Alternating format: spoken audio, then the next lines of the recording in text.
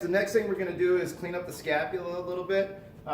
Me and Elizabeth, we have a lacrosse ball. My clients use this. Okay, you're going to get this in between your spine and your scapula, and we're going to actually keep our arm close to our head, and we're going to go up and back. A lot of people with the shoulders going forward this way, it'll create some knots there. And what we're going to do while we're going up and back, that knot will actually roll over that ball and it'll push it out. And you'll feel the release across your first rib sometimes if they're really bad, and you'll breathe better.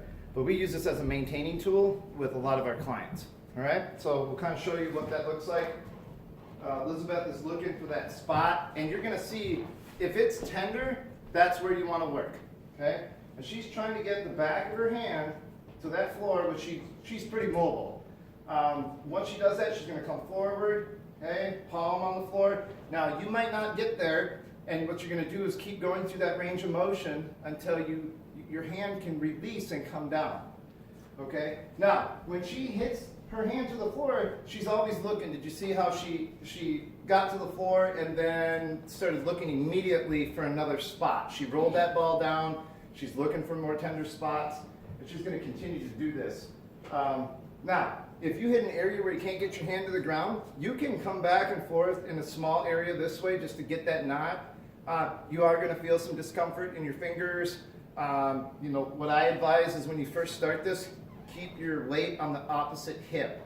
So if you're working the right side, and this was Elizabeth's first time, I'd have her keep her weight on the left hip, okay? And then gradually move that weight over, right?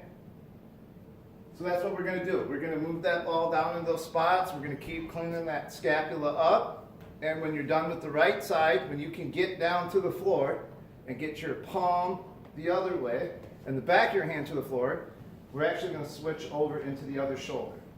Okay? And this will release all that. Okay? And we'll move into our other movement.